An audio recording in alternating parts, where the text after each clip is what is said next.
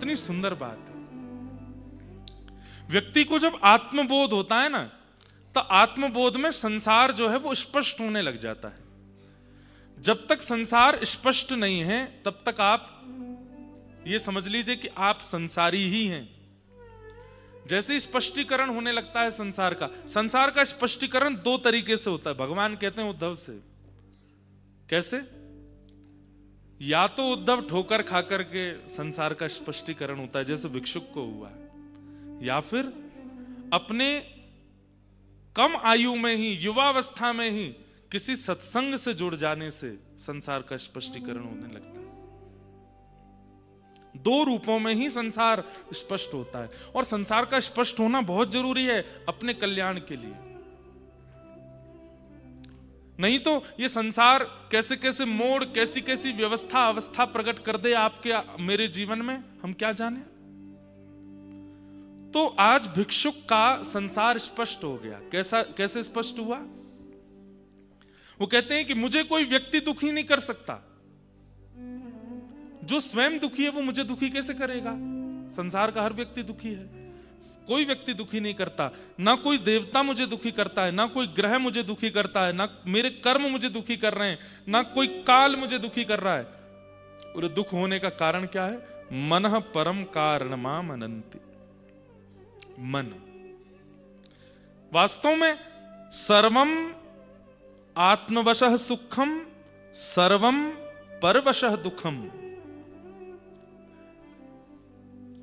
दुख और सुख ये हम निश्चित करते हैं, किसी व्यक्ति के करने से नहीं होता। सोचिए, आपको कोई डांट दे तो आपको बुरा लगता है, लेकिन जिससे आप बहुत प्रेम करते हो, जिससे आपका बहुत प्रेम है, प्रीति है, डांट क्या मार तक आ जाए तो भी आपको बुरा नहीं है। तुम चाहे जैसे रखो, हमको तुमसे प्रेम है, तुम्हारी किसी भी क्रिया से हमको बुरा नहीं लगेगा। कई बार हम लोग किसी के घर जाते हैं और सामने वाला हमसे पानी की भी ना पूछे तो हम मुंह फुला के बैठ जाते हैं। बताओ, हमसे पानी भी नहीं पूछा, लेकिन कोई अत्यंत प्रेमी, अत्यंत जिसके प्रति हमारा सुहृद है, अत्यंत भाव है, अत्यंत समर्पित है, वो व्यक्ति अगर हमसे पानी की ना पूछे तो हमको बुरा नहीं लगता। वही एक क्रिया किसी अन्य के यहां हो जाए तो बुरा लगता है, और जिससे आपका बहुत स्नेह उसके यहां हो जाए तो बुरा नहीं लगता। क्यों? हमारे मन ने निश्चित कर लिया है, इसकी इस क्रिया से मुझे बुरा लगेगा, इसकी इस क्रिया से मुझे अच्छा लगेगा। वही बात यहां भिक्षुक कह रहे हैं कि सुख दुख है ही नहीं, मन ने विचार कर लिया वही सुख है, मन ने विचार कर लिया वही दुख है। और हम दोष मन को नहीं दे सकते, इसलिए सबको देते रहते हैं। इसके कारण दुखी है, इसके कारण दुखी है, इसने दुख दे रखा है, मेरा तो समय खराब चल रहा है, देवता दुखी कर रहे हैं, मेरे तो ग्रह काल दुखी कर रहे हैं, मेरी तो पत्नी दुखी कर रही है। लेकिन यहां पर भिक्षुक कह रहे हैं, और भिक्षुक नहीं, भगवान कृष्ण सुना रहे हैं उद्धव को, मनः परम कारणमाम अनंति। मन ही कारण है। उद्धव, सत्संग क्या करता है? बोले मन को समत्व बना देता है, सम कर देता है। फिर ना किसी की क्रिया से बुरा लगता है और ना किसी की क्रिया से बहुत अच्छा लगता है। ना सम्मान मिलने से कोई फूलता है और ना अपमान होने से कोई दुखी होता है। इस मन का निर्माण सत्संग कर देता है, और जब इस मन का निर्माण सत्संग कर देता है, फिर संसार में रहने में सुख मिलता है। फिर संसार ही वैकुंठ बन जाता है, संसार में हर व्यक्ति ही भगवान बन जाता है, और फिर वो व्यक्ति अपना आत्म कल्याण निश्चित रूप से कर लेता है। इसलिए सत्संग के द्वारा मन का निर्माण करो। उद्धव सुन रहा है, और सुनते सुनते श्री उद्धव जी महाराज एक प्रश्न करते हैं, प्रभु, मैंने कहा ना ये कृष्ण अर्जुन संवाद नहीं है, ये कृष्ण उद्धव संवाद है। और संवाद का मतलब होता है बगल में बैठे हैं दोनों, और जैसे कोई मित्र मित्र बात करते हैं ऐसे। उद्धव का अगला प्रश्न इतना अच्छा लगा मेरे को। उद्धव क्या कहते हैं? ठाकुर जी, बोले जी, आप भगवान हैं, आप परमात्मा हैं, आप ईश्वर हैं। मानव का कल्याण हो चाहे ना हो, इससे आपको इतनी चिंता क्यों रहती है? मुझे यह बताइए। क्या पूछ रहे हैं उद्धव? मानव अपना कल्याण करे, सदगति करे, चाहे अधोगति करे, आपको इतना फर्क क्यों पड़ता है? मैं इतनी देर से आपके पूरे प्रवचन को सुन रहा हूं और मैंने ये चीज आपकी आंखों में, आपकी बातों में, आपके शब्दों में देखी कि मानव कल्याण करे, इसके लिए आप बड़े चिंतित रहते हैं। क्यों? खरबों अरबों लोग हैं संसार में और उसके बाद भी पशु भी हैं, पक्षी भी हैं, मछलियां भी हैं, सब हैं, सब आपसे ही प्रकट हुए, पर मानवों की इतनी चिंता आपको क्यों रहती है? और ये मानव जो कि इतना दुष्ट है, सारे गलत काम करता है, जिनके आप मना करते हो वो सब करता है, फिर भी आपको इसकी इतनी चिंता क्यों होती है? कितना अच्छा प्रश्न है ना। आपको मानव कल्याण से क्या मिलेगा? आप तो फिर भी परमात्मा हो, और मानव कल्याण नहीं होगा तो भी परमात्मा हो। आपको कुछ मिलना तो है नहीं, तो फिर आपको इतनी चिंता क्यों? होने दीजिए ना अधोगति इंसान की। ठाकुर जी बोले, नहीं उद्धव। श्री भगवान उवाच, भगवान कह रहे हैं क्या कि मन लक्षणमिमं कायं लब्ध्वा मद्धर्म आस्थितः आनंदम परमात्मानम् आत्मस्थं समुपैति मां। ठाकुर जी कह रहे हैं, उद्धव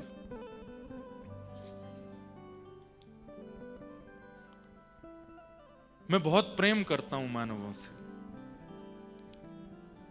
मैंने बनाई पूरी संसार है, पूरी सृष्टि बनी है, पर ये मानव, इससे मेरे को इतनी रुचि क्यों है पता है? क्योंकि मैंने इसको अपने जैसा बनाया है। मल लक्षणमिमं, मेरे जैसे लक्षण हैं इसके अंदर। कौन कौन से लक्षण हैं ठाकुर जी में? ठाकुर जी कह रहे हैं, जैसे आप लोगों ने शायद अनुभव किया हो, कई लोगों को शायद पता भी होगा, मैं लिख के भी लाया, जैसे भगवान शंख चक्र धारण करते हैं। हमारे शरीर की कई रेखाओं में भी कहीं कहीं शंख चक्र अंकित होता है, और रेखाओं में अंकित ना हो तो कई लोगों के सिर के इधर भाव में कहीं किसी के चक्र का निर्माण होता है, कहीं किसी के शंख का निर्माण होता है। तो जिस प्रकार ठाकुर जी शंख चक्र युक्त हैं, मानव की भी शंख चक्र उसके अंग पर होते हैं। इससे ये बात प्रमाणित होती है, जैसे चित्रकार चित्र बना करके नीचे अपना नाम लिख देता है या अपनी कोई डिजाइन बना देता है कि ये मेरा है, ऐसे ही भगवान के लक्षणों से युक्त हैं हम। तो शारीरिक लक्षण शंख चक्र, जैसे ठाकुर जी के वैसे हमारे। दूसरे नेत्र हैं, नासिका है, मुख है, कान है। भगवान कहते हैं बना तो पूरी संसार है, पर मानवों के नेत्र कान आंख नाक क्यों है? जो प्रिय होता है उसको ही तो अपने जैसा बनाया जाता है। मैंने अपने जैसा बनाया। अब बात करो तुम स्वभाव की, तो मेरा स्वभाव कैसा है? शांताकारम, मैं शांत रहता हूं। मानव का भी स्वभाव शांत है। किसी भी व्यक्ति को हल्ला प्रिय नहीं होता, किसी भी मानव को बहुत शोर प्रिय नहीं होता। चाहे शोरों में रहने वाले मानव भी हों, वो भी लौट करके एक दिन शांति को प्राप्त करना चाहते हैं। एक बात बताएं, गीता में भगवान कहते हैं व्यक्ति सुख के लिए भाग रहा है, लेकिन ये गलत है। सुख उसका डेस्टिनेशन नहीं है, तो शांति है। सुख क्या है? बहुत बड़ा घर बन जाए सुख है, बहुत बड़ी गाड़ी मिल जाए सुख है, अपना हवाई जहाज हो जाए सुख है, अपना हेलीकॉप्टर हो जाए सुख है, सुंदर पत्नी हो जाए सुख है, सुंदर बच्चे हो जाए सुख है। लेकिन जिन लोगों के पास ये सारी चीजें, वो सुखी हैं ना? सुख डेस्टिनेशन है ही नहीं हमारी, सुख गंतव्य है ही नहीं हमारा। हमारा गंतव्य शांति है। और सुख की प्राप्ति कब होती है? जब बहुत चीजें जीवन में आ जाएं, तब सुख मिलता है।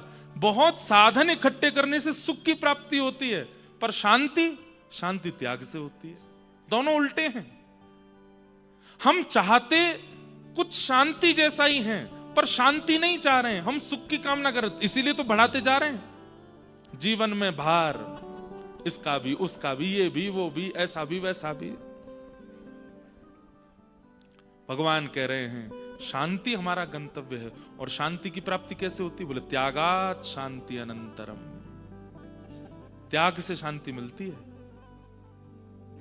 तो भगवान कह रहे हैं मन लक्षणामिमं कायम लब्ध्वा मद्धर्म अस्थित।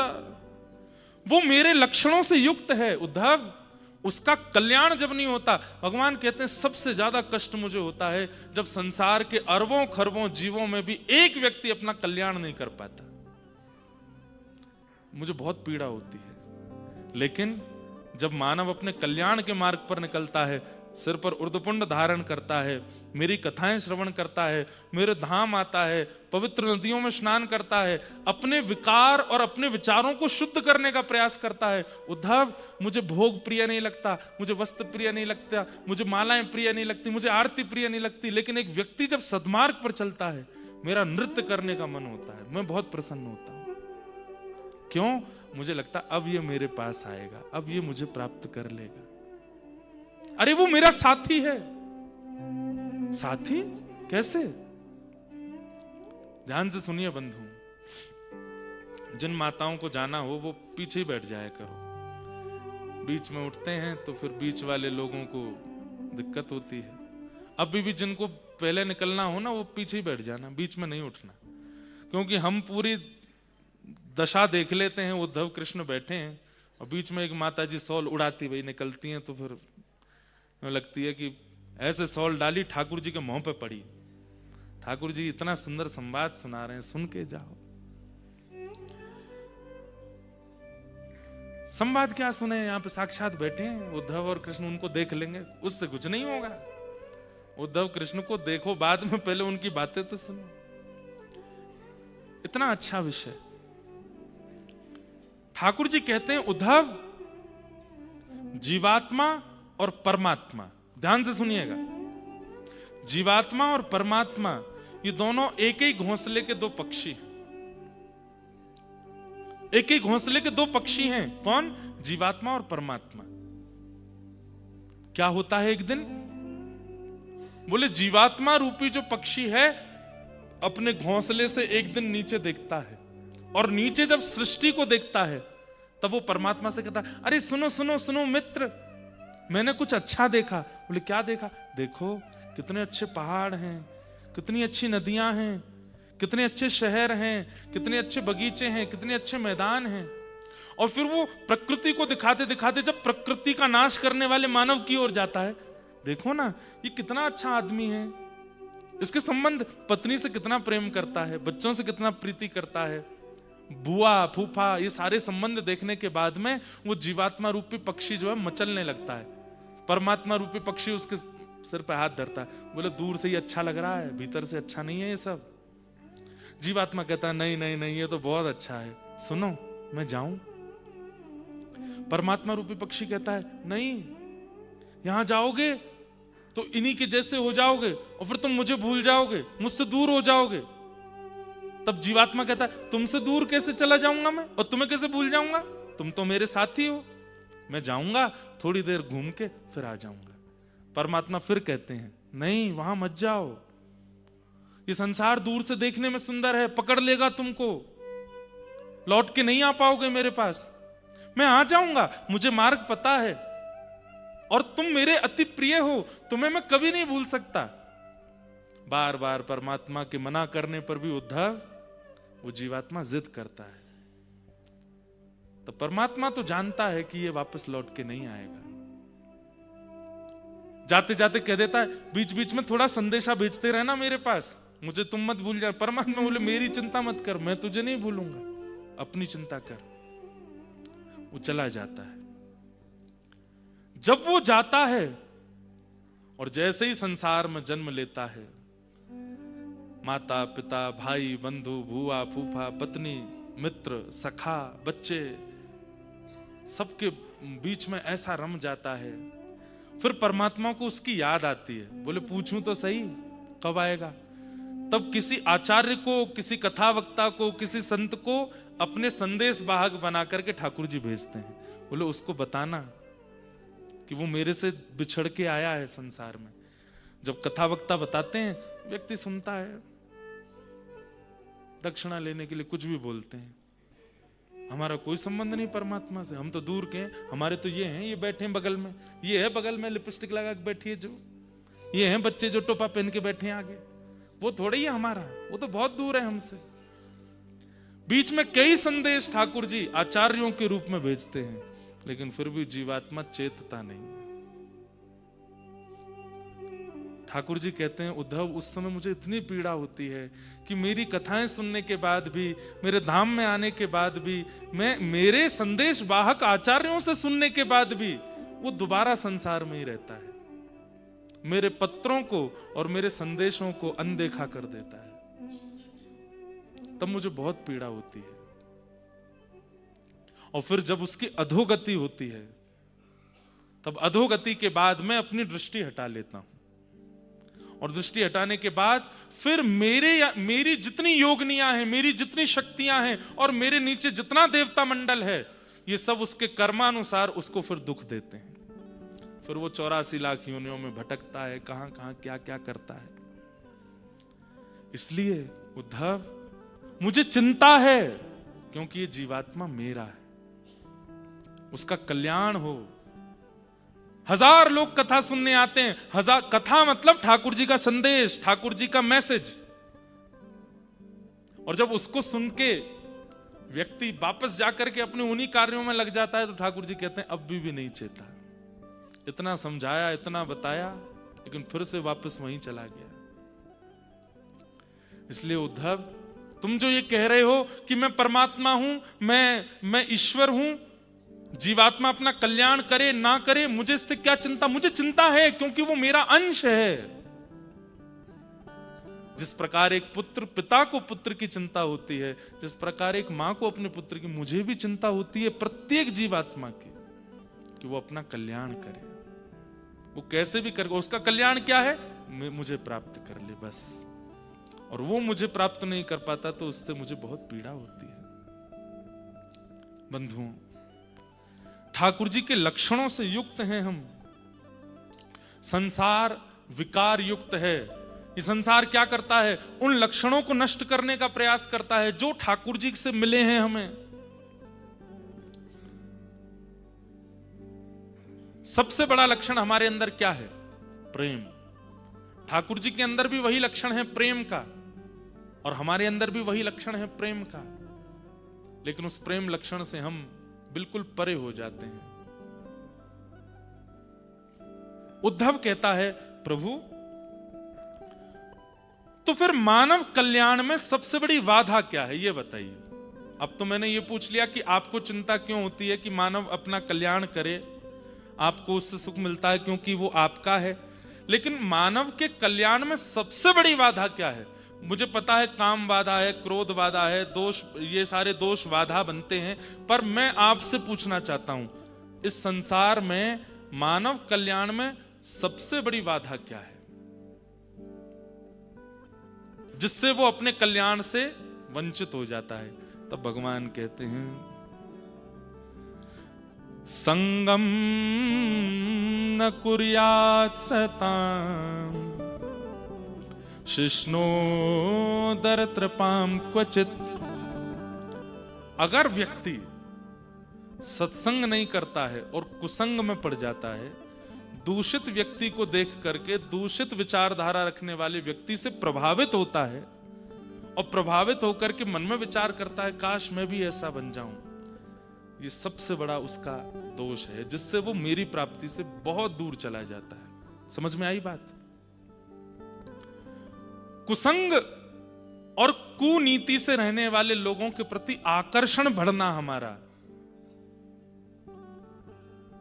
आजकल क्या होता है, सोशल मीडिया के द्वारा आदि आदि इतने साधन है, उनके द्वारा हम उनके प्रति आकृष्ट होते हैं जो थोड़े विचारों में सनातनी नहीं है, जो विचारों में दूषित क्रिया करते हैं, थोड़ा अलग तरीके का भाव व्यवहार रखते हैं, हम उनसे आकर्षित हो जाते हैं और उनसे आकर्षित होकर उन्हीं की तरह रहने लगते हैं, जिसके कारण भगवान कहते हैं मानव अपने कल्याण से सबसे ज्यादा वंचित हो जाता है।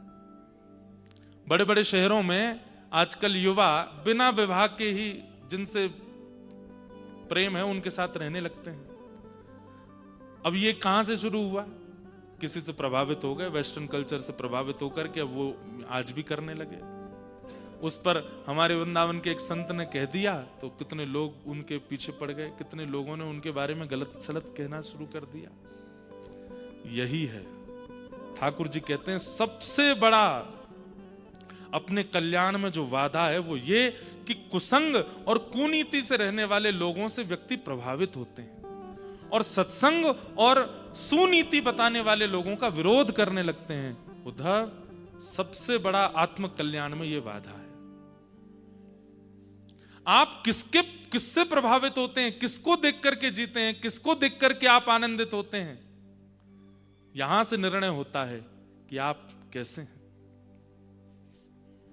भगवान कहते हैं संग दोष के कारण उद्धव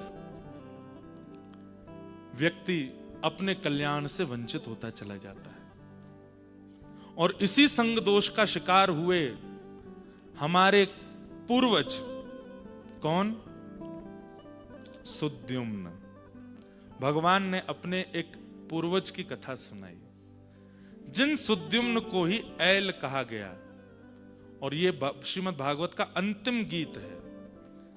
पहला गीत रुद्र गीत, दूसरा वेणु गीत, तीसरा गोपी गीत, चौथा भ्रमर गीत, पांचवा युगल गीत, छठवा भिक्षुक गीत जो हमने कल सुना, और ये अंतिम है ऐल गीत। क्या नाम है? ऐल गीत। इनकी कथा सुनो। ये ऐल कौन है? चारुकेसी।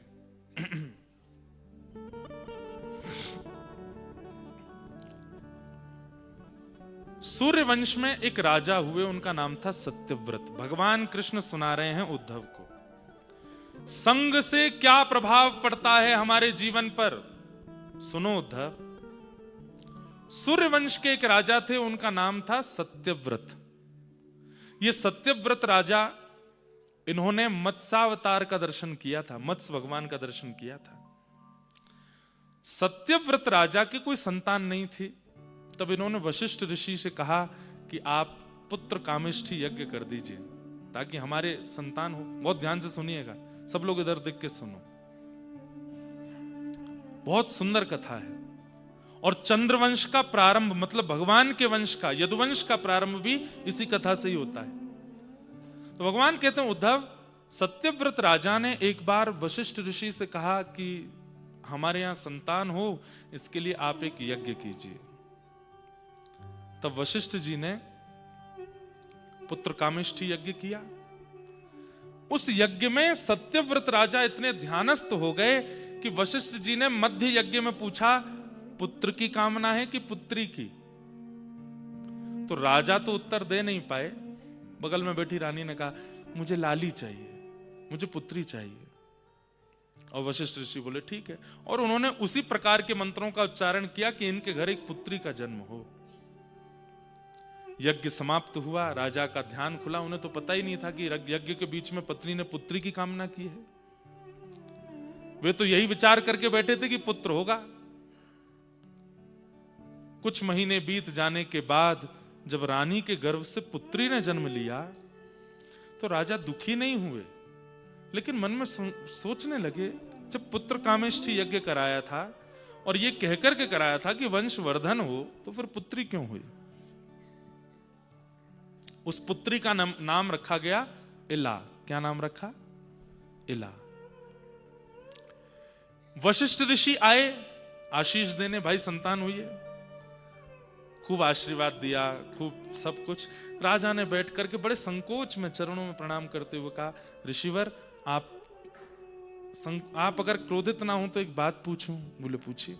हमारे यहाँ यज्ञ हुआ था और यज्ञ में मैंने पुत्र की कामना रखी थी, पुत्री क्यों हुई?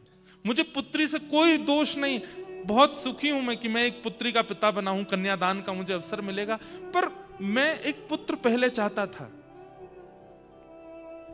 वशिष्ठ ऋषि बोले, इसमें मेरा कोई दोष नहीं है।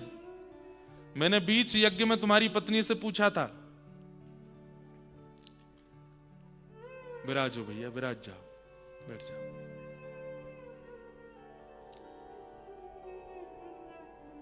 बैठ जाओ। क्या बता रहा था मैं? कहां था? जल्दी बताओ। हैं?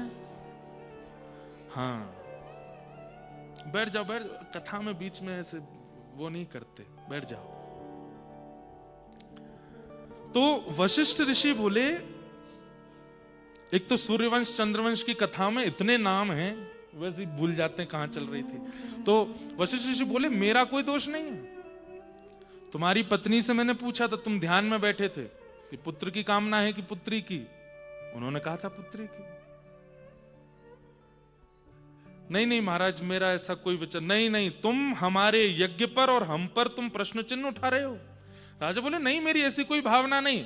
नहीं नहीं, तुम तो ये कह रहे हो। अब सुनो, मंत्र विज्ञान क्या होता है और एक ऋषि की शक्ति क्या, मैं दिखाता हूं। लाओ अपनी पुत्री को। पुत्री लेकर के आए। बोले, एक क्षण के लिए सब लोग आंख बंद करो। सबने आंख बंद की। वशिष्ठ ऋषि ने मंत्र का उच्चारण किया। बोले, आंख खोल करके देखो। और जैसे ही देखा तो वो पुत्री पुत्र बन गया। मंत्र शक्ति से उसको पुत्र बना दिया और उसका अब नाम सुद्युम्न रखा गया।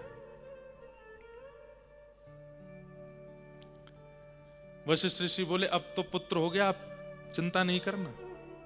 सत्यव्रत रोने लगे। बोले, मुझे क्षमा कर दीजिए, मुझे ऐसी याचना नहीं करनी। बोले, नहीं, अब तुम रहो, प्रसन्न रहो। लेकिन भैया, प्रकृति के साथ में चाहे मंत्रों से ही चाहिए, चाहे तंत्रों से ही चाहिए, खिलवाड़ नहीं करना चाहिए। प्रकृति जो दे दे उसको वैसे स्वीकार करो। क्योंकि आपको क्या पता है कि आपके कौन से कर्म का फल आपको मिल रहा है। मैं ये बात लोगों से कहा करता हूं कि भाई, जीवन में कष्ट आवे, सिंपल भगवान का नाम उच्चारण करो, भगवान से प्रार्थना करो, हे नाथ, आपको जो उचित लगता हो हमारे जीवन के लिए वो करिए। बहुत ज्यादा हाथ पांव मत मारा कीजिए। कभी वहां चले गए, वहां झाड़ फूंक करवाया है, फिर इन पे ये करवा दिया, वहां जाकर के ये करा दिया, उधर नारियल बांध दिया है, इधर से ये भी कर दिया, वहां पे और भी कुछ करा दिया। ऐसी जगहों को ढूंढते रहना जहां से अपने जीवन में आने वाले कष्टों से निवृत्त हो जाते हो, नहीं करना चाहिए। उससे क्या होता है पता है? जो वेग आया था, पानी में वेग आया और वेग के साथ में कुछ मिट्टी आई, अब आपने उसको रोक दिया, तो क्या होता है? जैसे ही रोका तो पीछे का जो वेग आ रहा है पानी का, वो भी मटमैला होता चला जाएगा। थोड़ी देर के लिए मिट्टी रुक तो गई, परंतु जब वेग का बांध खुलेगा तब क्या होगा? तबाही मचाएगा।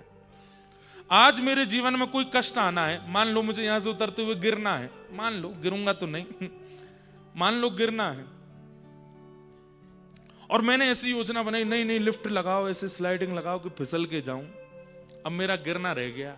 अब वो गिरना क्या होगा कि वो जो बचा है ना, जो अभी बस तनिक होना था, अब वो रुक के अगली बार जब आएगा तो और विशाल बन के आएगा, और आगे जब वो आएगा तब आप उसको सह नहीं पाओगे। इसलिए प्रकृति जो दे, चाहे वो कष्ट ही क्यों ना हो, उसको उस समय स्वीकार करना चाहिए। ज्यादा हाथ पैर नहीं बांधने चाहिए, ठाकुर जी से सीधी सरल प्रार्थना करनी चाहिए और अपने कर्मों के प्रति, कर्तव्यों के प्रति निष्ठा रख के करते रहना चाहिए। कुछ ना कुछ बस वो कर्म करके उससे निवृत्त होइए। इस प्रकार के मेरे से बोलना नहीं आ रहा है, इस प्रकार की क्रियाएं करके मत निकलने का प्रयास कीजिए,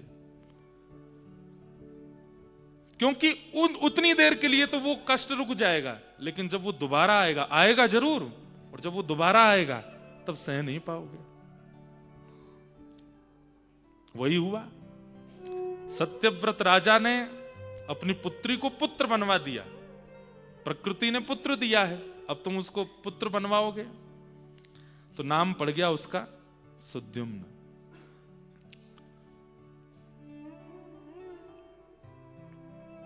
धीरे धीरे बालक बड़ा हुआ, घुड़सवारी करता था।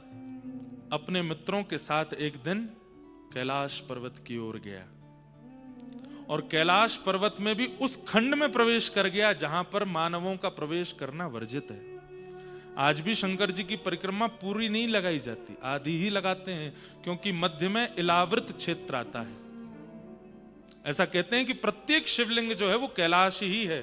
ठाकुर जी का पूर्ण लोक विराजमान है शिवलिंग के रूप में, और पार्वती जी ने एक खंड को निषेध करवा रखा है महादेव से कि इस क्षेत्र में कोई भी नहीं आएगा, वहां केवल पार्वती जी और शंकर जी विहार करते हैं। प्रसिद्ध कथा है कि एक बार सनत कुमार वहां पहुंच गए, पार्वती जी महादेव दोनों बैठे थे, तो पार्वती जी, अब सनत कुमारों को देखते ही शंकर जी तुरंत पार्वती से कहा, रुको।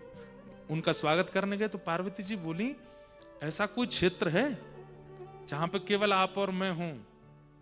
कभी नारद जी आ जाते हैं, कभी वरुण जी आ जाते हैं, कभी चंद्रमा आ जाता है, कभी सूर्य आ जाते हैं।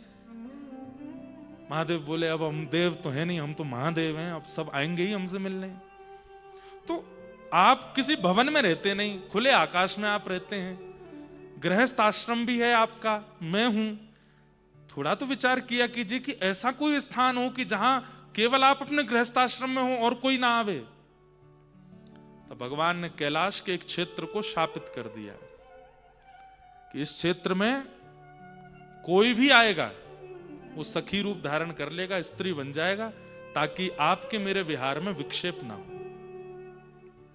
इसलिए महादेव की पूर्ण परिक्रमा नहीं होती, आधी ही होती है, क्योंकि मध्य में इलावृत क्षेत्र है। तो सुद्युम्न घुड़सवारी करता हुआ अपने समस्त सखाओं के साथ में जैसी कैलाश के निकट जाने लगा, सखा चिल्ला रहे, वहां मत जाओ, लेकिन नहीं माना। और क्रोध वेग के साथ जैसे ही उस क्षेत्र में प्रवेश किया, सुद्युम्न फिर से स्त्री बन गया। लौट करके जब आए तो सखा तो सारे भाग गए उसको स्त्री रूप में देख करके। रोता बिलखता सुद्युम्न अपने घर आया। सत्यव्रत राजा ने देखा ये कौन स्त्री है, और जैसे ही देखा तो मुख तो मिलता था सुद्युम्न से, लेकिन केश बड़े हैं और आकृति कुछ बदल गई। रोता बिलखता अपने पिताजी के समीप जब गया तो राजा बोले, कौन, किसकी बेटी हो तुम, ऐसे क्यों? पिताजी मैं हूं सुद्युम्न। देख करके सत्यव्रत रोने लगे। उनकी पत्नी रुदन करने, ये क्या हो गया, तुम स्त्री कैसे बन गए? पूरी बात बताई। भगवान कहते हैं कि हमारे पूर्वज सुद्युम्न, इनका फिर से नाम इला रख दिया, जो इनका बचपन में नाम था, क्योंकि पहले स्त्री थे, इसलिए उस क्षेत्र को इलावृत क्षेत्र कहते हैं, इला नाम रख दिया। और एक घटना और घटी बीच में, क्या? जब ये स्त्री बन गए थे तब चंद्रमा के पुत्र बुध, उन्होंने जब इनको देखा तो इनसे उनका स्नेह हो गया, और स्नेह के चलते उन्होंने इनसे विवाह भी कर लिया। और फिर इला के गर्भ से जो बालक उत्पन्न हुए वो चंद्रवंश कहलाया गया, वहीं से चंद्रवंश प्रारंभ हुआ। तो वो आगे की घटना है। तो हुआ क्या कि अभी आए तो स्त्री बन गए, तो फिर वशिष्ठ ऋषि को फिर बुलाया गया। वशिष्ठ ऋषि ने आकर के कहा, बोले देखो, प्रकृति जो कर दे उस पर हस्तक्षेप नहीं करना चाहिए था। प्रकृति ने इसको स्त्री बना करके भेजा था, तुमने पुरुष करवाया, अब ये फिर से स्त्री बन गया है। बोले महाराज अब तो कुछ करो, मैं संसार को क्या मुंह दिखाऊंगा, सब जानते हैं कि मेरा पुत्र है और वो पुत्र पुत्री बन गया, अब उसके लिए मैं क्या करूंगा? तब वशिष्ठ ऋषि बोले, देखो अगर मैं इसको फिर से मंत्र शक्ति से पुत्र बना दूंगा तो फिर शंकर जी के द्वारा प्रभावित क्षेत्र के नियम ना लागू होने का अपराध लगेगा। इसलिए मैं एक काम करता हूं, ये 6 महीने तो स्त्री रूप में रहेगा, 1 महीना स्त्री रूप में रहेगा, 1 महीना पुरुष रूप में रहेगा। तो 1 महीना वही सुद्युम्न बन जाते हैं और 1 महीना वही इला बन जाते हैं। लेकिन इस बीच में उनको कितना कष्ट होता था ये कौन जाने। अब बेचारे सुद्युम्न अपने सखाओं के साथ खेल रहे हैं और आज ही 1 महीना पूर्ण हुआ और आज ही वो स्त्री बन गए। अब सखा उनके सब भाग जाते, फिर वो रोते बिलखते घर आते, फिर सखियों के साथ में कहीं जाते तो वहां जाके कभी वो पुरुष बन जाते। ऐसी स्थिति उनके साथ में चलने लगी। इससे बड़े दुखी हो गए वे। और तब जब वो सुद्युम्न रूप में थे तब उनको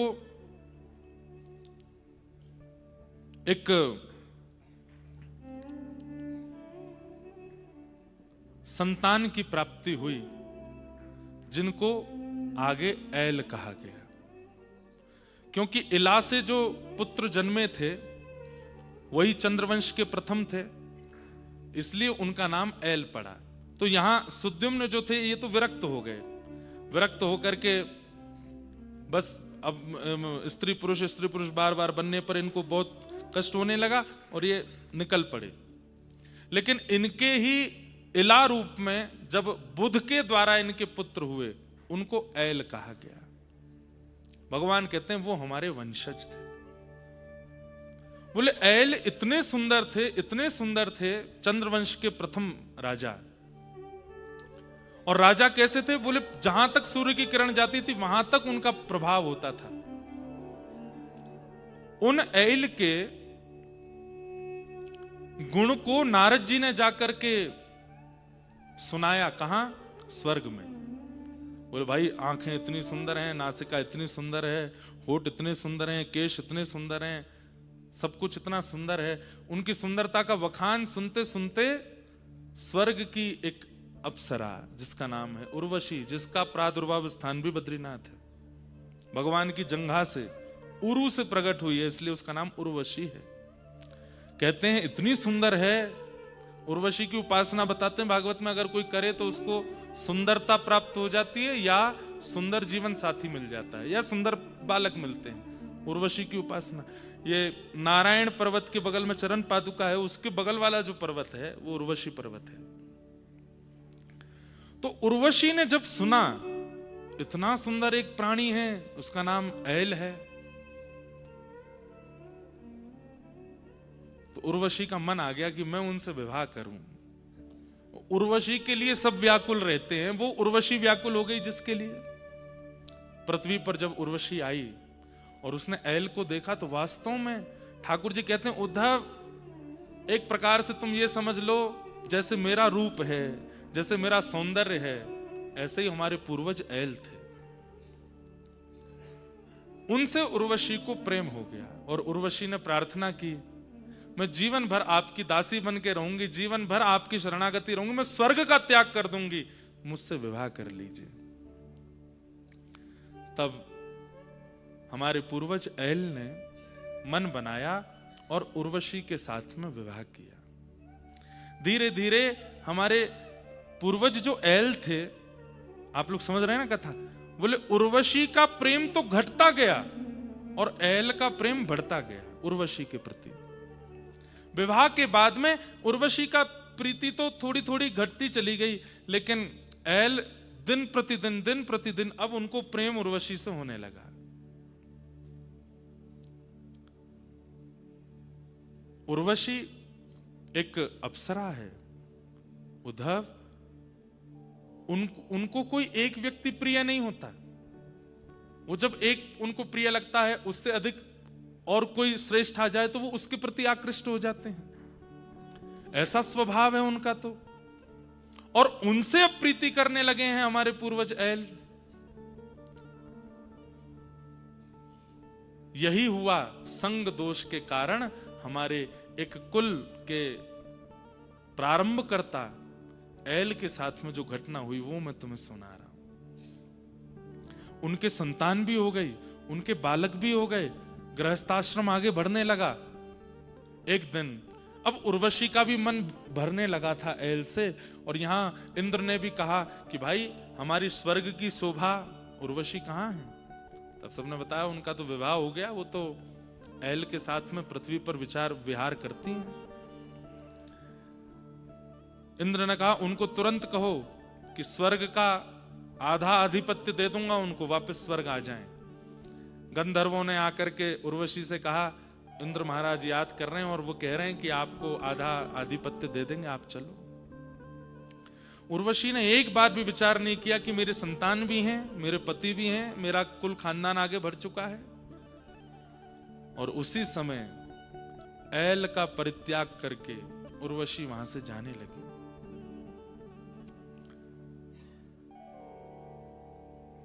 ऐल को जब ये बात पता चली कि अब ये मेरा त्याग करके जा रही हैं, तब एल ने उनके आगे खूब हाथ जोड़े, तुम जैसे कहोगे मैं वैसे रहूंगा, हमारा कुल खानदान वैसे ही चलेगा, देखो कितने सुंदर हमारे बालक हैं, तुम क्यों जा रही हो वापस, और तुम्हें जाना ही था तो तुम आई क्यों थी, मैंने तो नहीं कहा था कि मुझसे विवाह करो, तुमने आकर के प्रस्ताव दिया, और आज जब सब कुछ बढ़िया चल रहा है तो तुम जा रही हो। लेकिन उर्वशी ने एक बार भी उनकी ओर नहीं देखा और बस एक ही रट लगाई कि मैं तो स्वर्ग जाऊंगी, मैं स्वर्ग की हूं, मैं धरती की नहीं हूं, मुझे वहीं रहना है। कहते हैं प्रार्थना करते करते रुदन करने लगे, और रुदन करते करते अंतिम स्थिति में आकर के जब चरण पकड़ लिए कि मत जाओ मुझे छोड़ करके, तब कहते हैं उर्वशी ने अपना पैर हटा लिया झटका देके, और एल महाराज को छोड़ करके वो चली गई। तब एल कहने लगे, अहो में मोह विस्तार काम कश्मल चेतस, दिव्याग्रहीत कंठस्य नायुः खंडाय में स्मृता। तब एल महाराज को अपने ऊपर ग्लानि हुई, जब उर्वशी ने उनको झटक दिया और बिना पीछे मुड़े देखे चलती चली गई। तब एल महाराज अपने मन में विचार करने लगे, अरे मेरे मन, तू कितना काम आसक्त हो गया एक जीव के प्रति कि तू उसके सामने हाथ जोड़ रहा है, चरण पकड़ रहा है, रुदन कर रहा है, हर प्रकार की भावना प्रस्तुत कर रहा है, और वो तुझे दुत्कार करके झटकार करके जा रहा है। इतनी प्रीति, इतना प्रेम, इतना ममत्व और इतनी आसक्ति अगर जीवन बनाने वाले से की होती तो आज वे प्राप्त हो गए होते। आज अपना संपूर्ण जीवन, अपना संपूर्ण सौंदर्य, अपना संपूर्ण ऐश्वर्य नौछावर किया मैंने इसके ऊपर, और ये आज मुझे ऐसे दुत्कार करके जा रही है। यहां पर स्पष्ट शब्द लिखा है, योन्वगच्छं स्त्रियं यान्ति खरवत्पाद ताड़ितः, खरवत्पाद ताड़ितः, अपने पैर से ताड़ना करते हुए उर्वशी चली गई। एल महाराज कहते हैं बहुत अच्छा हुआ। बोले संसार का विषय दो चीजों से निकलेगा चित्त से। कब? बोले या तो सत्संगी व्यक्ति अपने सत्संग के द्वारा उस विषय को दूर कर दे, या फिर वो विषय ही आपको दुत्कार दे, फटकार दे या त्याग दे, तो ही आपका त्याग हो सकता है। अब तो एल महाराज प्रार्थना करने लगे, धन्य भाग्य है, धन्य भाग्य है, धन्यवाद है हे उर्वशी जो तुमने मेरा त्याग किया, मुझे संसार की सत्यता का अनुभव तो हुआ। खरवत पाड़ ताड़ित। गोस्वामी तुलसीदास जी महाराज भी ऐसे ही तुलसीदास बने। वहां पर इतना दुत्कारा तो नहीं गया, कथा तो सबको पता ही है कि गोस्वामी जी पीछे पीछे पहुंच गए थे, अपनी ससुराल में जाकर के पत्नी से ही कहने लगे तुम क्यों छोड़ के चली आई। उसने कह दिया इतना प्रेम राम से किया होता तो राम जी मिल गए होते। अस्थि चर्ममये देह यादृशी प्रीति वर्तते, तदृशी यदि रामस्या भव भीम तमाम तरे। अस्थि, चर्म, त्वचा, मांस से बने हुए शरीर से तुमने इतना प्रेम किया, रत्नावती कहती है, इतनी प्रीति यदि आनंद कंद राम से की होती तो आज मिल गए होते आपको। खरवत पाड़ ताड़िता, मतलब एक प्रकार से उन्होंने भी ताड़ा और उसी दिन गोस्वामी तुलसीदास जी प्रकट हो गए। पूरे विश्व को मार्ग दिखाने वाले गोस्वामी जी का प्रादुर्भाव वो भी यहीं से हुआ। कालिदास नाम सुना है सबने, कविराज कालिदास। एक विद्वत्तमा नाम की एक विद्वान स्त्री थी,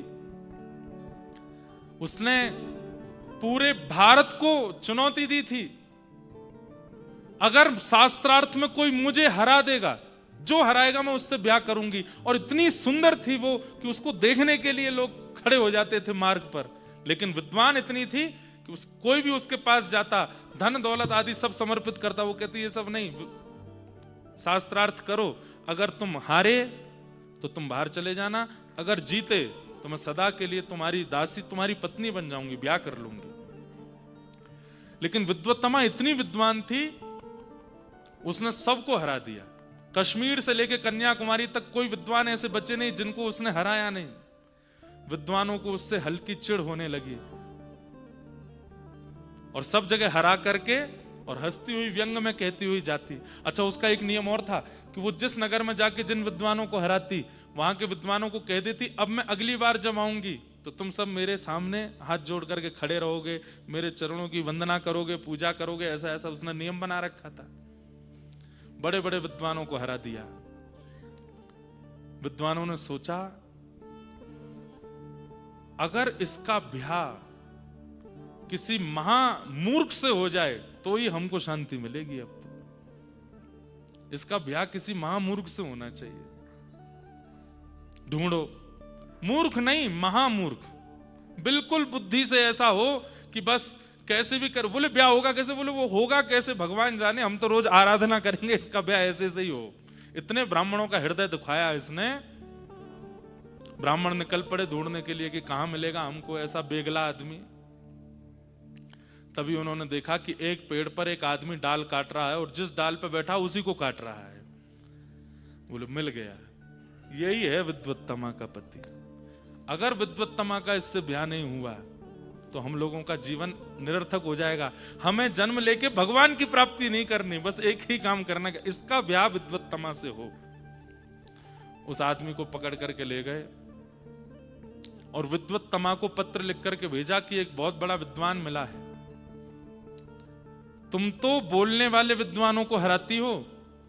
इस विद्वान का नियम है, इसके इशारों को पहले समझ करके अगर तुमने हरा दिया तो ये बात करेगा, नहीं तो इशारों में ही बात करता है, बोलेगा नहीं। बहुत बड़ा विद्वान है, पहले इशारे करेगा, उस इशारे में अगर तुम जीत गई तो तुमसे बात करेगा। विद्वत्तमा बोली अच्छा इतना बड़ा विद्वान है? बोला हाँ।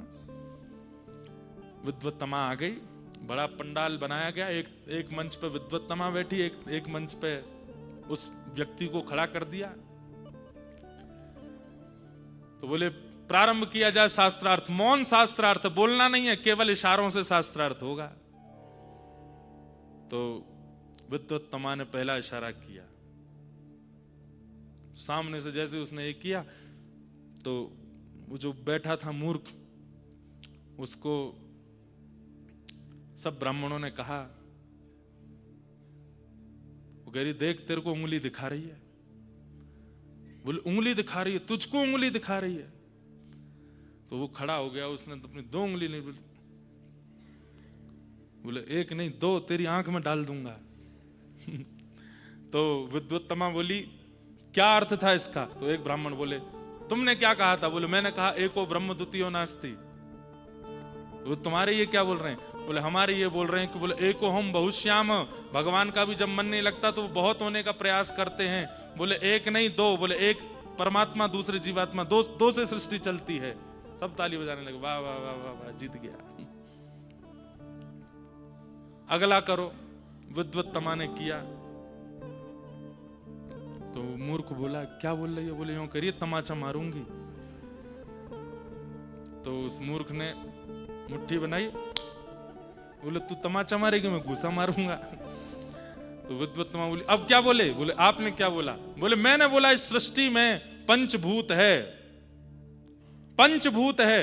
तुम कहते हो कि एको हम बहुश्याम, एक नहीं भगवान है और जीवात्मा है, दो हैं, पर जीवात्मा तो पंचभूत से बना है। बोले ये क्या कह रहे हैं? बोले ये कह रहे हैं पांचों भूतों को जब एक करके एकाग्र कर दोगे तभी तो परमात्मा की प्राप्ति होगी। सब फिर से ताली बजाने लगे। विद्वत्तमा को लगा कि मेरे दो प्रश्नों को ही इन्होंने इतने बढ़िया उत्तर दे दिए, वो ना हो ये विद्वान है। वाक वाणी से जो होगा वो तो मैं बाद में करती रहूंगी, विवाह कर लेती हूं। और विद्वत्तमा राजी हो गई और उस व्यक्ति के साथ उन्होंने विवाह कर लिया। विवाह करने के बाद एक दिन दोनों छत पर जा रहे थे, तो विद्वत्तमा चढ़ रही थी ऊपर, उसका वस्त्र बहुत भारी था, तो धीमे धीमे चढ़ रही थी। तो कहना तो था सर्प सर्प सर्प, जल्दी चलो, पर अब ये तो मूर्ख ही थे, तो वो सप सप सप सप बोले, हैं सप, ये क्या बोले? तब विद्वत्तमा ने 2-3 बातें उनसे करी, तो वो तो पता चला कि अरे ये तो विद्वानों ने मेरे साथ छल कर दिया, ये तो कुछ नहीं जानते, इनके साथ मेरा विवाह। प्रेम पाश में बांध करके ऊपर ले गई और थोड़ी प्रिय प्रिय बातें करने लगी, और एक कोना था वहां ले जाकर के बोले, अच्छा तो तुम मुझे कहाँ घुमाने ले जाओगे? बोले मैं कहाँ खेत में ले चलूंगा तुमको, हमारा खेत है, वहां पे तुमसे न्यार कटवाऊंगा, तुमसे ये करवाऊंगा, वो तो मूर्ख है। अच्छा, बात करते करते किनारे छत पर ले गए और वहां से धक्का दे दिया। जैसे ही नीचे गिरे तो नीचे काली का मंदिर था, आकर के गिरे तो जीव का अग्रभाग थोड़ा सा दांत के आगे आया और वो कट गया, मुख से रक्त निकलने लगा। एक जीव को अपने सामने ऐसे पड़ा देख और रक्त रंजित देख मां काली स्वयं को रोक नहीं पाई। सहसोच्चाट देवी भद्रकाली प्रकट हो गई, और प्रकट होकर के बोली, वरदान मांगो, क्या चाहिए? तो कहना तो चाहते थे कि विद्वत्तमा ने मुझको घेरा, विद्वत्तमा, लेकिन जीव कटी होने के कारण विद्वत्तमा स्पष्ट ना निकल करके विद्या दे मां प्रकट हुआ। काली ने हस्त फेर दिया और पूरे विश्व को कालिदास प्राप्त हो गए। वही कालिदास बने। कालिदास कैसे बने? खरवत पाद ताड़िता, जैसे ऐल बने। इसमें आप लोग अर्थ में ये मत लगा लीजिएगा कि जब पत्नी ताड़ना करे तो ही बनेंगे हम कुछ, ऐसा अर्थ नहीं है। यहां पर पत्नी या स्त्री से हमारा संकेत नहीं है, ठाकुर जी का भी संकेत नहीं है। ठाकुर जी संकेत कर रहे हैं विषय का। बोले जब विषय आपको, आप विषय के पीछे भाग रहे हो, आप भोग के पीछे भाग रहे हो, और वो भोग अपना असली रूप दिखा करके आपको ताड़ित करेगा, तो ही जीवन में वैराग्य आएगा, या फिर दूसरा सत्संग से आएगा। खरवत पाद ताड़िता। अब तो महाराज वो कालिदास बन गए। विद्या देमा कहा तो काली मैया ने हाथ फेर दिया। अब तो काली मैया ने ऐसा वात्सल्य प्रकट किया, बोले जिस ग्रंथ पर तुम हाथ रख दोगे वो ग्रंथ का पूरा आस्वादन तुमको, नाम सुन लोगे किसी ग्रंथ का, उस ग्रंथ का नाम सुनते तुम्हें पता चल जाएगा इस ग्रंथ में क्या है, और सब तुमको याद हो जाएगा।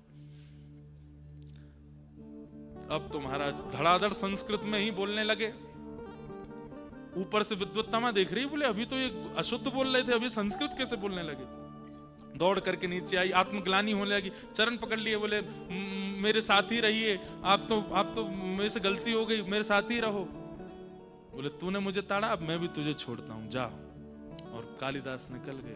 वेदांतों का ऐसा ज्ञान हो गया, कहीं भी जाते कहीं भी बैठते वही उसी स्थिति के अनुसार श्लोक बना करके तुरंत बोल देते। एक राजा की सभा में पहुंचे, सबसे पहली ख्याति कालिदास की यहां से हुई। एक राजा की सभा में पहुंचे, राजा का राज्याभिषेक हो रहा था, तो बड़े बड़े विद्वानों को तो आसन पर बैठाया गया, सामान्य लोग खड़े थे। तो कालिदास जी बोले हमको भी आसन पर बैठाओ। बोले आप कोई विद्वान थोड़े ही हो। बोले कि विद्वत्ता कैसे साबित होगी हमारी? बोले स्थिति अनुरूप श्लोक बना करके, छंद बना के राजा को सुनाओ। अभिषेक हो रहा है, राजा सिंहासन पर बैठे हैं, सुंदर संत जन बैठे हैं, आदि आदि ये सब चल रहा है, इसका तुम अच्छा श्लोक बना करके सुनाओ, राजा को अच्छा लगेगा तो तुमको आसन देंगे। इतने में ही क्या हुआ, राजा के राज्याभिषेक के लिए रानी ही प्रथम कलश लेकर के आ रही थी स्वर्ण का, और वो स्वर्ण का कलश लेकर के जब रानी आ रही तो क्या हुआ, उसके हाथ से कलश छूट गया और वो कलश छूट करके नीचे गिरा। बस इसी छवि का दर्शन करके कालिदास जी ने बना दिया श्लोक।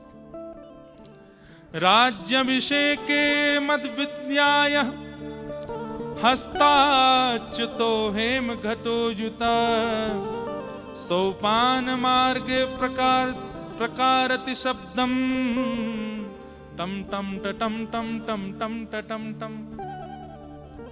राजा के कान खड़े हुए, कौन बोला? तब कालिदास खड़े हो गए, बोले मैंने बोला। बोले तुमने कितनी बार टम बोला? बोले 11 बार कलश गिरा था, उसकी टम टम 11 बार हुई, तो इसमें 11 ही शब्द हैं। कालिदास जी को हृदय से लगाया और उनसे दीक्षा ले ली, उनको गुरु बनाया। तब से फिर कालिदास का प्रकाश हो गया। कहने का अभिप्राय, या तो विषय का त्याग गुरु आश्रय करा सकता है, या विषय का त्याग विषय ही दुत्कार करके अपने असली रूप को दिखा के करा सकता है। आज एल की जो स्थिति बनी, वो स्थिति ये कि अहो में मोह विस्तार काम कश्मल चेतस दिव्याग्रहीत कंठस्य नायु खंडाय में स्मृता। अरे मेरे मन, तू इतना काम में हो गया, किस काम में होने के कारण तू ये भूल गया कि तू एक छत्र सम्राट है, तू एक अत्यंत सुंदर चंद्रवंश का प्रथम राजा है। तेरे ऊपर कितना दायित्व है, कि तेरे ऊपर कितने जीवन पलते हैं, इन सबको भूल करके तू एक स्त्री के आदी हो गया। और उस स्त्री ने क्या किया? आज तुझे छोड़ करके चली गई, आज तुझे दुत्कार करके चली गई। अरे मन, तूने ये मेरे जीवन में ऐसी स्थिति आने क्यों दी? अपने मन को कोसते हुए वही एल गीत गाने लगे, और एल गीत गाते गाते कहने लगे, अरे उर्वशी, तुम मेरी गुरु हो, क्यों? अगर तुमने मुझे नहीं दुत्कारा होता, तुमने मेरे साथ ऐसा व्यवहार नहीं किया होता, तो आज मैं परम सत्य को जान नहीं पाता। अब मेरे सामने स्पष्ट है कि इस संसार में कोई हमारा नहीं है, कोई अपना नहीं है। बिन गोपाल को नहीं अपनो, जासों की रति रही है, मन पंछी उड़ जाई है जादन, मन पंछी उड़ जाई है। सूरदास जी का ये पद बहुत सत्य बताता है। मन पंछी उड़ जाई है जादन, मन पंछी उड़ जाई है। गाइए, मन पंछी उड़ जाई है जादन, मन पंछी उड़ जाई है।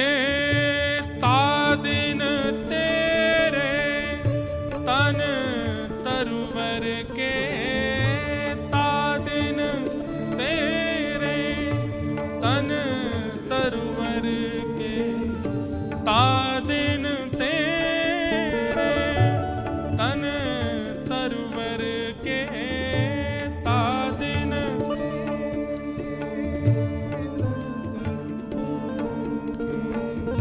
सब ही पात झड़ जाई है, सब ही पात झड़ मन पंछी उड़ जाई है जादन, मन पंछी उड़ ओ जादन, मन पंछी उड़ जाई है जादन, मन पंछी उड़ जाई। सूरदास जी कहते हैं, जा प्रियतम सो प्रीत घनेरी, जा प्रियतम सो प्रीत घनेरी, जा प्रियतम सो प्रीत घनेरी, जा प्रियतम सो प्रीत घनेरी,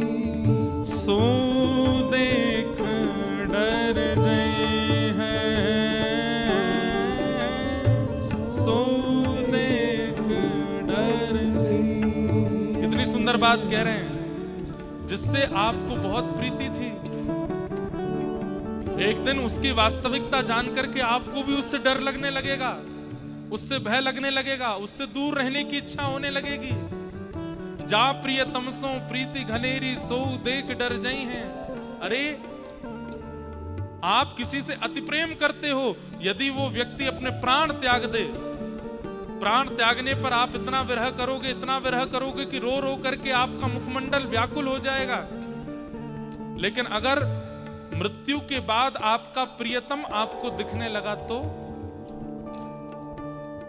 मृत्यु हो जाने के बाद जिससे हम प्रेम करते थे, कहीं वो हमारे नेत्रों के सामने मृत्यु के बाद आ गया, तो क्या होगा? सो देख डर जाइए, सो देख डर। अरे एक बात लिख लीजिएगा कहीं, प्रेम किसको कहते हैं? जिसकी किसी भी स्थिति से आपको कभी भय नहीं लगता है, वो प्रेम। यहां तक कि उसके बिछुड़ जाने पर भी आपको भय नहीं है, वो प्रेम है। आप डरते नहीं हैं, आप भयभीत नहीं होते, आप व्याकुल नहीं होते। इच्छा तो सबकी होती है कि जो मेरा है वो सदा मेरा रहे, मुझसे कभी दूर ना जाए, पर कदाचित यदि वो दूर हो गया तो मैं जी नहीं पाऊंगा, मैं व्याकुल हो जाऊंगा, मेरी स्थिति ऐसी हो जाएगी। ये प्रेम का स्वरूप नहीं। ठाकुर जी व्रत छोड़ करके मथुरा चले गए, मथुरा से द्वारिका चले गए, 125 वर्ष तक ठाकुर जी लौट करके नहीं आए, 115 वर्ष तक ठाकुर जी लौट करके नहीं आए वृंदावन। लेकिन क्या व्रज की गोपियों का प्रेम टूट गया? नहीं, तब भी वही प्रेम करती है। और एक और बात, नारद भक्ति सूत्र में श्री नारद जी महाराज कहते हैं 115 वर्ष ठाकुर जी को गए हुए हो गए, लेकिन आज भी गोपियां ठाकुर जी को दोष नहीं देती हैं। आज भी अपने प्रेम का दोष, अपने बिछुड़ जाने का दोष ठाकुर जी को नहीं देती। किसी ने कहा, अरे गोपियां, ठाकुर जी तो चले गए, तुम व्याकुल हो, बहुत पीड़ा होती होगी, बहुत कष्ट होता होगा। गोपियां कहती थी, जब श्री कृष्ण वृंदावन में थे तब नेत्रों को दिखाई देते थे, कानों को सुनाई देते थे, हाथों को स्पर्श होते थे, पर जब से श्री कृष्ण वृंदावन से गए, अब तो रोम रोम हुई मैं तो कृष्णमयी रे। अब तो प्रत्येक रोम कृष्ण का स्मरण करता है। प्रेम और बढ़ गया है। प्रेम विरह नहीं देता, प्रेम विरह तो देता है, पर प्रेम डराता नहीं है, प्रेम भयभीत नहीं करता। जिस प्रेमी की किसी स्थिति से डर लगता है, वो प्रेम नहीं हो सकता। सूरदास जी कह रहे हैं, जा प्रियतम सो प्रीति घनेरी सो देख डर जाई है। कौन है ऐसे जिनकी कोई भी स्थिति आपको भयभीत नहीं करती? अरे वो तो केवल कृष्ण है। जब वही कृष्ण नृसिंह बन करके आते हैं तो भी भय नहीं लगता, वराह बन के आते हैं तो भी भय नहीं लगता, कूर्म बन के आते हैं, मत्स्य बन के, परशुराम बन करके आते हैं, तब भी भय नहीं लगता। उनकी हर स्थिति हमको और प्रेम करा देती है। यही तो प्रेम है, जिनकी प्रत्येक स्थिति प्रेम करवा दे। मन पंछी उड़ जाए जा दिन, मन पंछी हो जा दिन, मन पंछी उड़ जाए जा दिन, मन पंछी बिन गोपाल को नहीं अपनो, बिन गोपाल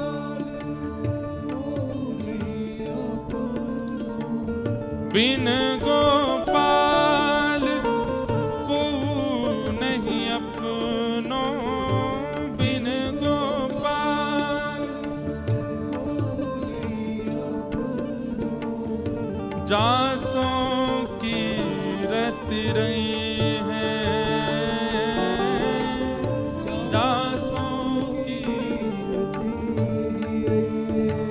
जा दिन मन पंछी उड़ जाए, जा दिन मन पंछी उड़ हो जा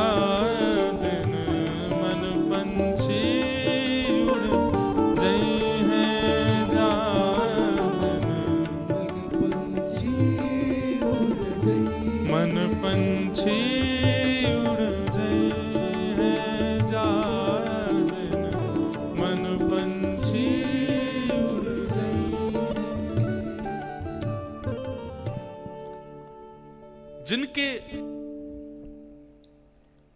किसी स्थिति से आपको भय लग जाता है, वो प्रेम कैसे हो सकता है? जिनका क्रोध भी प्रिय लगता है, जिनका डांट भी प्रिय लगती है, जिनका हर व्यवहार प्रिय लगता है, कहां तक कहें दूर चले जाने पर भी भय नहीं होता चित्त को। विरह होता है, व्याकुलता होती है, पर भयभीत नहीं हुए। अब विरह को ही प्रेम मान करके रहने लगे। प्रेम तो उसी को कहते हैं।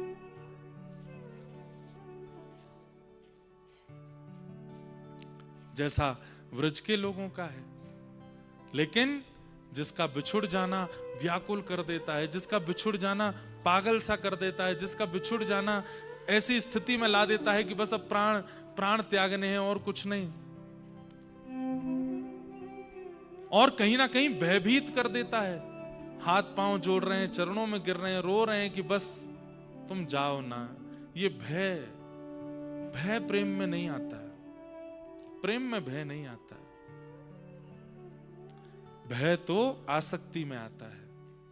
जहां आसक्ति होती है वहीं भय उत्पन्न होता है, प्रेम में नहीं। बंधुओं, प्रेम क्या है? चतुर्विध पुरुषार्थ हैं हमारे यहां, धर्म अर्थ काम और मोक्ष। उनमें पंचम पुरुषार्थ प्रेम है। श्रीमद् भागवत की रचना इसी बद्रिकाश्रम में वेदव्यास जी महाराज ने जब अनेक वेद वेदांत पुराणों की रचना कर दी, तब श्री नारद जी महाराज आते हैं और नारद जी महाराज आकर के कहते हैं, व्यास जी क्यों दुखी हो? बोले मैंने सब कुछ लिख दिया, लेकिन मेरे मन में एक भय है। कैसा भय? पता नहीं मेरी द्वारा की गई रचनाओं से मानव का कल्याण हो पाएगा कि नहीं। नारद जी बोले, भय उत्पन्न हो गया है तो इसका मतलब है कि इससे कल्याण नहीं होगा। अरे कोई ऐसी रचना जिस रचना के करने के बाद में चित्त में संतुष्टि आवे। बंधुओं, प्रेम कैसा होता है? समीप था तो अच्छा, दूर गए तो भय नहीं लगा, बल्कि संतुष्टि ऐसी हुई कि जितने दिन हमारे समीप थे उतने दिन हमने अपना पूर्ण प्रेम प्रदान किया। ये संतुष्टि है। चलो अब वो वहां सुखी हैं तो हमको उसमें सुख है। ये संतोष प्रेम में प्रकट होता है, भय नहीं। नारद जी बोले, व्यास जी अगर आपकी रचना आपको भयभीत कर रही है कि इससे कल्याण होगा कि नहीं, तो इससे निश्चित कल्याण नहीं होगा। कुछ दिन लोग इसको अध्ययन करके पढ़ करके आनंदित होंगे, लेकिन उससे कल्याण नहीं कर पाएंगे, क्योंकि रचनाकार के चित्त में भय उत्पन्न हो रहा है। ऐसी कोई रचना करो जिससे संतोष उत्पन्न हो, संतुष्टि उत्पन्न हो। और संतुष्टि उत्पन्न तभी होगी जब आप अपनी रचना में प्रेम का पुट लगाएंगे। धर्म अर्थ काम मोक्ष चतुर्विध पुरुषार्थ से युक्त आपने अनेक ग्रंथ लिखे हैं। अब एक ऐसे ग्रंथ का निर्माण करो जिसमें ना धर्म है, ना अर्थ है, ना काम है, ना मोक्ष है, केवल प्रेम है। केवल प्रेम। ज्ञान बताइए, धर्म बताइए, अर्थ बताइए, मोक्ष बताइए, पर लौट करके प्रेम पर आ जाइए। ऐसे ग्रंथ का निर्माण कीजिए, आपको संतुष्टि होगी।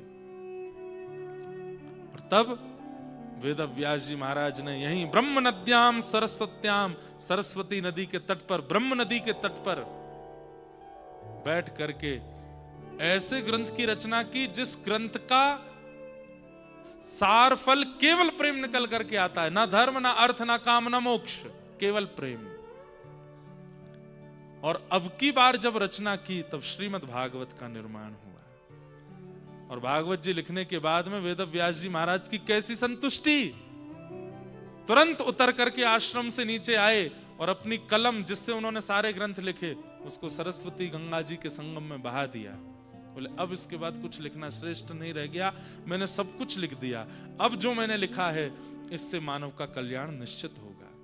कोई पढ़े ना पढ़े मुझे चिंता नहीं है, पर मुझे अपनी रचना से बहुत संतुष्टि है कि मैंने कुछ लिखा।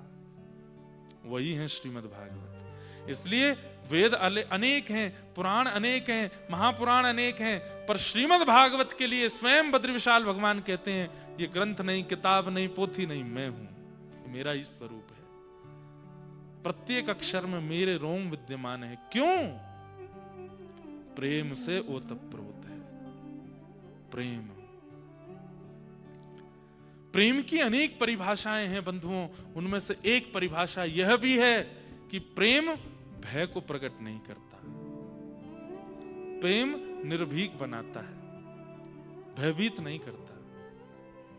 और भले ही उसमें वियोग का ही क्यों ना पुट लग रहा हो, प्रेमी का दूर जाना ही क्यों ना हो, उसमें भी भय नहीं होता। व्याकुलता होती है, विरह होता है, पर भय नहीं। संतुष्टि रहेगी हमेशा चित्त में, वो प्रेम है।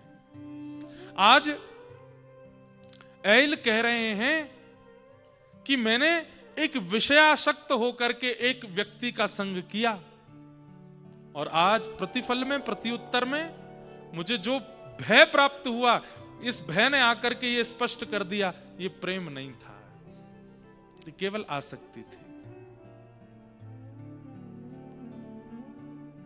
प्रेम, बंधुओं, श्रीमद् भागवत श्रवण और श्रीमद् भागवत का फलादेश केवल प्रेम है। कथा सुनने के बाद आप ज्ञानी बन रहे हो तो आपने कथा नहीं सुनी, कथा सुनने के बाद आप विरक्त बन रहे हो तो आपने कथा नहीं सुनी, कथा सुनने के बाद आप भक्त बन रहे हो तो भी कथा नहीं सुनी, कथा सुनने के बाद आप प्रेमी बन गए तब समझो कि आप कथा सुने हैं। गोस्वामी तुलसीदास जी प्रेमी हैं, सूरदास जी प्रेमी हैं, मीराबाई प्रेमी हैं, नारद जी प्रेमी हैं, ये सब प्रेम के अधीन है।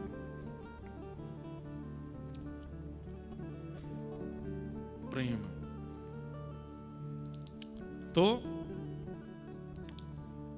इस प्रकार ऐल कहते हैं कि कभी कभी विषय में पढ़ना भी आवश्यक है। क्यों? क्योंकि विषय भी गुरु है और विषय जीवन में आकर के बता देता है संसार की नश्वरता, नीरसता। या तो गुरु आश्रय में जाके उनके मुख से श्रवण कर लो या विषय में पड़ जाओ कि विषय, लेकिन विषय में गुरु चरणारविंदों में जाने से भय नहीं है। कैसा भय नहीं है? क्योंकि गुरु चरणारविंद मुक्त ही करेंगे। पर विषय को परखने के लिए विषय के पास जाओगे तो वहां एक भय हो सकता है, क्या कहीं विषय ने पकड़ लिया, कहीं विषय के अधीन हो गए तो विषय छूटने पर रुदन होगा, व्याकुलता होगी, विरह होगा, भय होगा, भगवत प्राप्ति नहीं होगी। ये तो मेरे ऊपर कल्याण हो गया कि विषय आया और दुत्कार करके गया और संसार की नीरसता मुझे अनुभव हो गई, इसलिए मैं अपने विषय को गुरु मानता हूं। तब ऐल आज्ञा करते हुए कहते हैं क्या कि तेषु नित्यम महाभाग महाभागेषु मत कथा। मेरी प्रार्थना है सब जनमानस से, क्या? तेषु नित्यम महाभाग, नित्य भगवान का स्मरण करने वाले ऐसे महाभागवतों का संग कीजिए और उनके संग में रह करके और कुछ मत कीजिए। बोले क्या करो? महाभागेषु सत्कथा, महाभागवतों के संग रह करके महाभागवत परमात्मा की कथा सुनिए और किसी भी व्यवहार में उनके साथ मत रहिए। मेरी प्रार्थना है अगर इस संसार में आकर के अपना कल्याण चाहते हो तो उससे क्या होगा? बोले संभवन्ति हितानृणाम जुष्यताम प्रपुनित्यधम।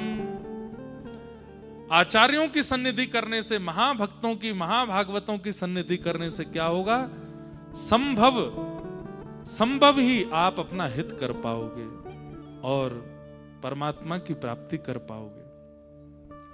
ताये शृण्वन्ति गायन्ति यानुमोदन्ति चाटुताः मत्परा श्रद्धानाश्च भक्तिं विन्दन्ति ते मयि। कितनी सुंदर बात।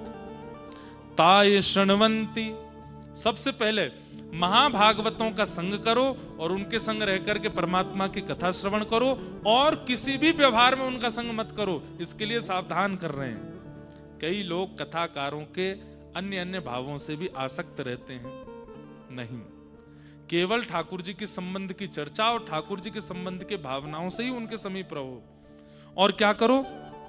ताये शृण्वन्ति, उनको सुनो और फिर सुनी हुई बात को गायंती, गाइए, अनुमोदति चिंतते, और फिर उसका अनुमोदन करो। अनुमोदन मतलब जीवन में लाने का प्रयास करो, और जो सद्भाव आचार्यों ने बताया अगर वो चाहने पर भी जीवन में ना आ पावे तो उस सद्भाव का चिंतन करो और विचार करो कि ये मेरे जीवन में क्यों नहीं आ रहा है। अनुमोदन्ति चिंतन्ति मत्परा श्रद्धानाश्च भक्तिम विन्दन्ति ते मयि। मेरे पराधीन हो जाओ। ठाकुर जी के उद्धव, अब भगवान उद्धव से कह रहे हैं मत परा, मेरे अधीन हो जाओ। श्रद्धानाश्च, कैसे? बोले श्रद्धा के साथ, अश्रद्धा के साथ नहीं। बंधुओं, एक बात हम आपसे कहें, जब व्यक्ति ठाकुर जी की शरणागति लेता है लेकिन शरणागति ले रखी है उसमें श्रद्धा नहीं है, तो कई बार ठाकुर जी की सन्निधि में भी ऐसे ऐसे अनुभव और ऐसे ऐसे भाव प्रकट होने लगते हैं जो नहीं होने चाहिए। कई लोग भगवान की परम सन्निधि में रहते हैं लेकिन काम उनका त्याग नहीं कर पाता। भगवान की परम सन्निधि में रहते हैं पर क्रोध उनका त्याग नहीं कर पाता। इसका मतलब क्या है? ठाकुर जी के सामीप्य में रहने के बाद भी काम नहीं गया, क्रोध नहीं गया, लोभ नहीं गया, ईर्ष्या नहीं गई, द्वेष नहीं गया। इसका मतलब श्रद्धा नहीं थी चित्त में, केवल ठाकुर जी के पास थे, श्रद्धा नहीं। और थे भी तो किसी अपनी स्वार्थ के कारण थे, मुझे ये दे दो, मुझे वो दे दो, इसलिए थे। नहीं तो ठाकुर जी की सन्निधि क्या करती है? पवित्र करती है। और यदि वो पवित्रता नहीं आ रही है तो इसका मतलब क्या है? श्रद्धा की कमी थी, श्रद्धा नहीं थी चित्त में। संतो दिशन्ति चक्षुंषि बहिरैक समुत्थिता देवता बांधवा संतः संत आत्मा हमेव च।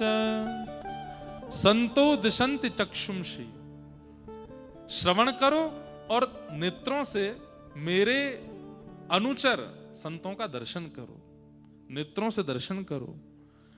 बहिर अर्क समत्विथ, संतों के दर्शन से क्या होगा? बोले बाह्य रूप से दर्शन करने से अंदर का जो चित्त है वो पवित्र होगा। जितना हो सके संत दर्शन करो।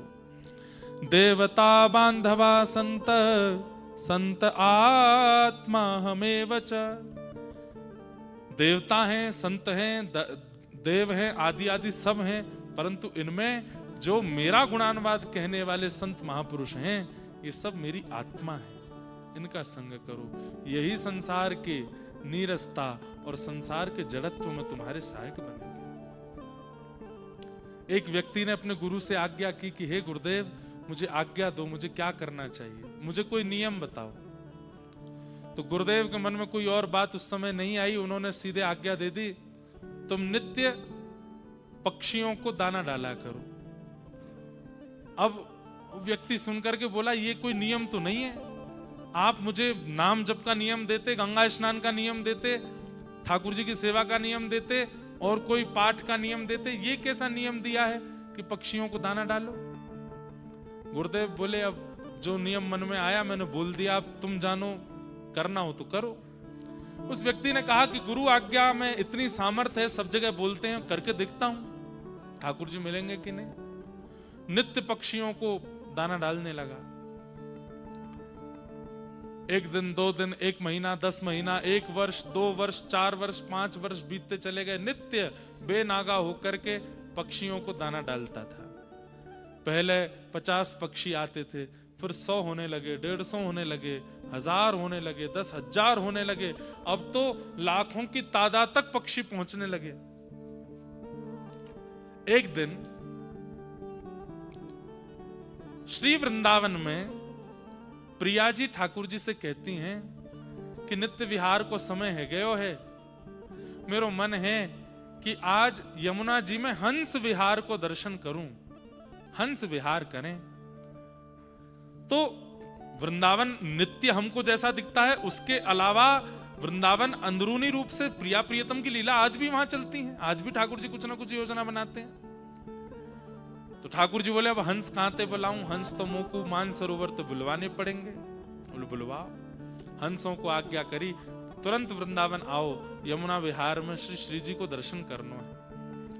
हंस, उनको संकेत प्राप्त हुआ, कैलाश मानसरोवर से हंस उड़ करके वृंदावन की ओर जा रहे थे।